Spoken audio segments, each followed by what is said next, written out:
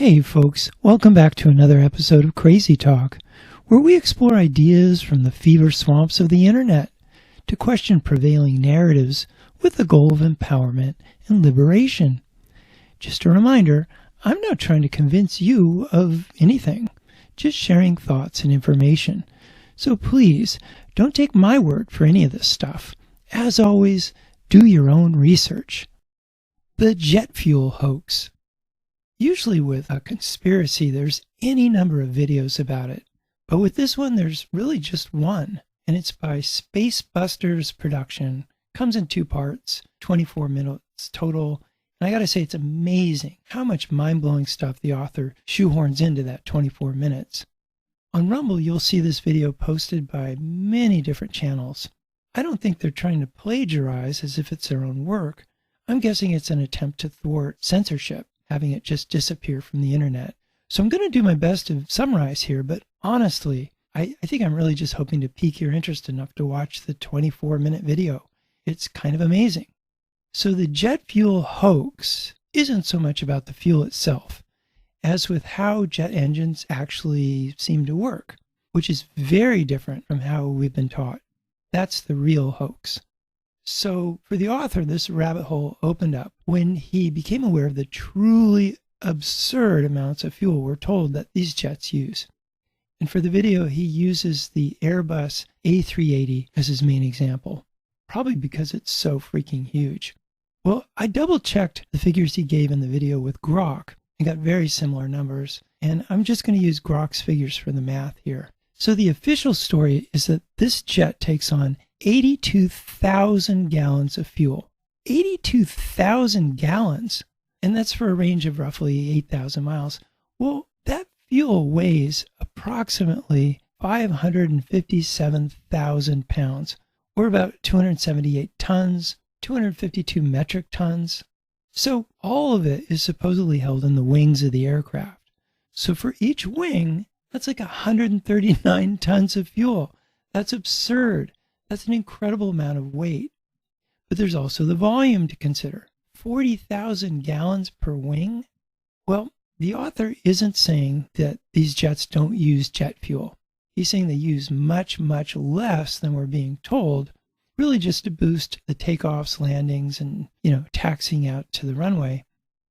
When they're cruising at altitude, something else seems to be going on. And this is where it gets wild. He bases his suppositions on the work of 2 relatively unknown scientists / inventors, whose work has honestly been suppressed, but was almost certainly used by the jet engine manufacturers and the airlines. 2 highly intelligent gentlemen that have had their research largely ignored by the mainstream scientific community. But the manufacturers are covertly using the technology to fly their planes.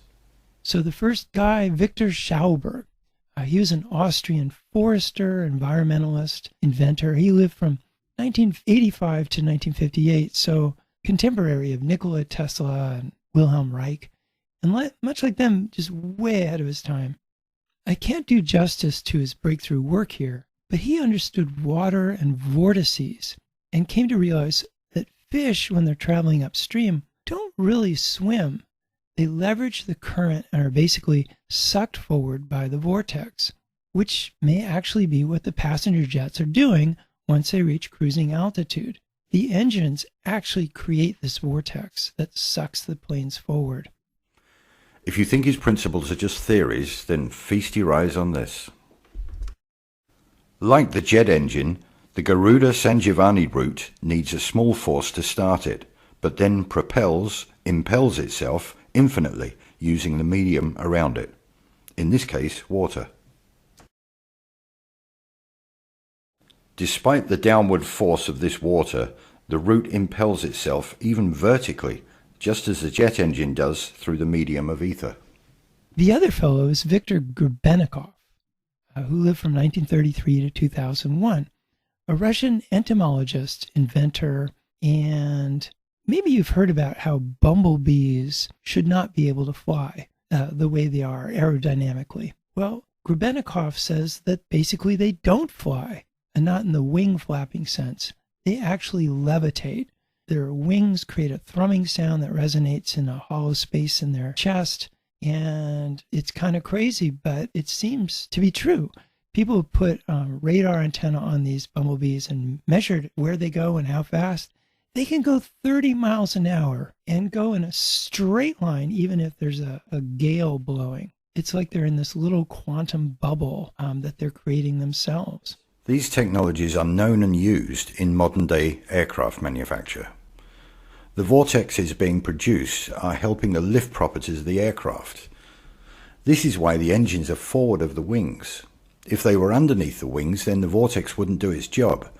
It has to flow over and not under the wing. So, again, with the jet engines, if you've ever been on a jet, they really do hum, and perhaps in part, that's helping the jets levitate. Now, I know that sounds crazy, but here's another clip from the video. Very, very slow speed. It's an awesome sight. I don't like the word awesome, but it's true in this case. Look at that. It is almost unbelievable. This, of course, is using the flight safety fly-by-wire programs that the Airbus things have installed. Overall length, 73 meters. Wingspan. So check it out. I'll put the link for this video in the description below. And please do hit the like button and subscribe if you'd like more crazy talk. As always, do your own research and have a great rest of your day.